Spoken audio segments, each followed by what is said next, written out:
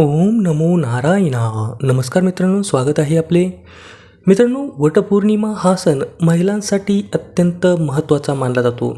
वटपौर्णिमा हा सण ज्येष्ठ मासच्या पौर्णिमेला साजरा केला जातो. यंदा पौर्णिमा ही 2 दिवस असणार आहे, 10 जून आणि 11 जून. मग नेमके 10 जून किंवा 11 जूनला वटपौर्णिमा साजरी करायची देखील आपण आजच्या व्हिडिओमध्ये जाणून घेणार आहोत.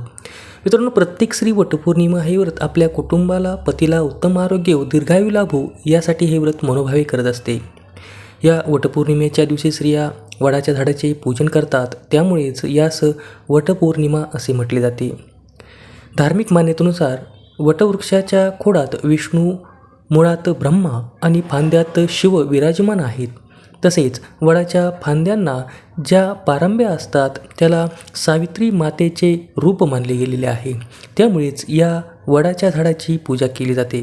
त्यामुळे मानले जाते की या दिवशी वडाच्या झाडाची पूजा केल्याने त्रिदेवतांचे आशीर्वाद लाभतात. हेच पौराणिक मान्यतेनुसार ज्येष्ठ मासच्या पौर्णिमेला वटवृक्षाच्या सावलीत देवी सावित्रीने आपल्या पतीला पुनर्जीवन मिळवून दिलेले होते आणि याच दिवसापासून वडाच्या झाडाची पूजा ही केली जाऊ लागली. यंदा ही जी वटपौर्णिमा आहे ती 10 जून रोजी साजरी केली जाणार आहे. मग आजच्या या व्हिडिओमध्ये आपण ही वटपौर्णिमाची पूजाविधी नेमकी कशी करायची, व्रत कसे करायचे, पूजनाचा मुहूर्त काय असणार आहे, कोणते नियम पालन करावे, कोणता मंत्र म्हणावा, याविषयी संपूर्ण माहिती या एका व्हिडिओमध्ये आपण जाणून घेणार. त्यासाठी व्हिडिओ शेवटपर्यंत नक्की पहा. तर 10 जून रोजी ही आपल्याला वटपौर्णिमा साजरी करायची आहे. तर ही ज्येष्ठ मासची जी पौर्णिमा आहे ती प्रारंभ होते 10 जून सकाळी 11:35 आणि पौर्णिमा तिथी समाप्ती होते 11 जून दुपारी 1:13 ही पौर्णिमा तिथी समाप्त होणार आहे. आणि जी वटपौर्णिमेची जी पूजनाचा जो मुहूर्त आहे तो 10 जून सकाळी 8:52 ते दुपारी 2:05 हे वटपौर्णिमेचा पूजनाचा मुहूर्त असणार आहे. या दरम्यान आपण पूजन संपन्न करू शकता. आता आपण या वटपौर्णिमेच्या पूजनासाठी लागणारी सामग्री जाणून घेऊया. तर यासाठी हिरव्या बांगड्या, शेंदूर, गळसरी, काळीपोत, सूट, अत्तर, कापूर, सुपाऱ्या, पंचामृत, पूजेचे वस्त्र, विड्याची पाने, पैसे, गूळ, खोबऱ्याचा नैवेद्य, आंबे, दुर्वा, गहू, सती मातेचा फोटो आणि महिलांसाठी ओटी भरण्याची सामग्री इत्यादी पूजा सामग्री आपल्याला लागणार आहे. आता पूजाविधी जाणून घेऊया. तर वटपौर्णिमेच्या दिवशी आपण लवकर उठायचं आहे. घरासमोर सडा रांगोळी करायची आहे. घर स्वच्छ करावे. त्यानंतर स्नानादी नित्यकर्म आटपून सूर्योदय झाल्यानंतर सूर्यदेवाला जल अर्पण करायचे आहे व उजव्या हातामध्ये थोडे जल, फूल, अक्षता घेऊन आजच्या या वटपौर्णिमा व्रताचा संकल्प करायचा आहे. तसे हे वटपौर्णिमा व्रत 3 दिवस चालते, परंतु आपण वटपौर्णिमेच्या दिवशी हे व्रत केले तरी देखील त्याचे पुण्यफळ आपल्याला प्राप्त होणार आहे. आणि हातामध्ये जल, फूल, अक्षता घेऊन आपण संकल्प करायचा आहे, म्हणायचं आहे, वटपौर्णिमा हे व्रत माझ्या कुटुंब, पतीला उत्तम आरोग्य, दीर्घायुष्य, सुख लाभो यासाठी मी करत आहे.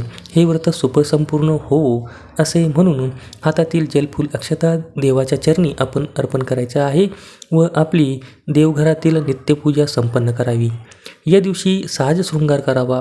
थोरा मोठ्यांचे, पतीचे आशीर्वाद घ्यावे व वटपूजनाची संपूर्ण सामग्री घेऊन वटपूजनासाठी जावे.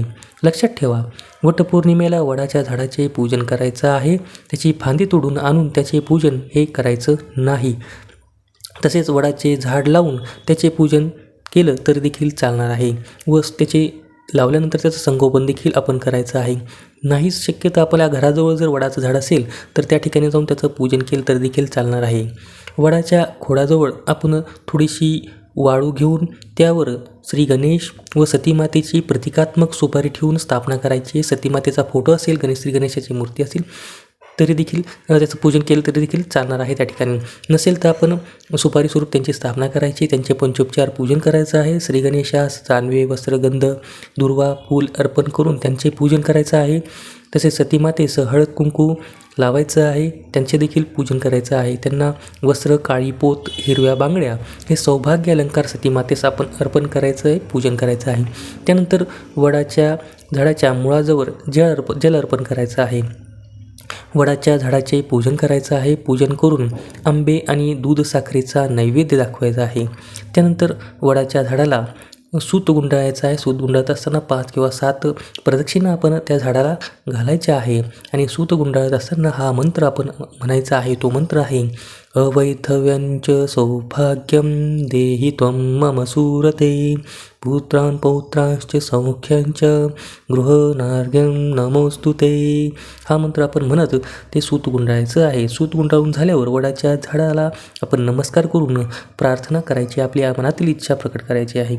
त्यानंतर पूजन झाल्यानंतर आपण सर्व महिलांनी वडाच्या झाडाखाली एकत्र बसून एकमेकींना हळदी कुंकू लावायचं आहे, उखाणे घ्यायचे आहेत. त्यानंतर महिलांनी एकमेकींची ओटी भरायची आहे आणि ही ओटी भरत असताना आपण ही ओटी आंबे व गव्हाने ही ओटी भरायची आहे. आता नेमकं व्रत केल्यानंतर हे उपवास कधी सोडायचा, तर वटपौर्णिमेचा उपवास हा दिवसभर करून दुसऱ्या दिवशी हा उपवास आपण देवाचं पूजन करून देवाला दही भाताचा नैवेद्य दाखवून आपण आपले व्रत सोडायचे आहे. हे व्रत करताना आपण यथाशक्ती प्रकृती आपल्या शरीराचा विचार करून अशा पद्धतीने आपण फलाहार, ज्यूस, दूध इत्यादीचं सेवन करून हे आपण व्रत करायचं आहे. दिवसभर आपण श्रीहरी विष्णू ओम नमो भगवते वासुदेवाय या मंत्राचा जप करायचा आहे. या दिवशी आपले वृद्धांची सेवा करायची, दानकर्म करायचं आहे. या दिवशी खोटे बोलू नये, क्रोध करू नये इत्यादी नियमांचे पालन करून आपण हे वटपौर्णिमा व्रत अवश्य करायचे आहे. तर तुम्हा सर्वांना वटपौर्णिमेच्या खूप साऱ्या शुभेच्छा. धन्यवाद.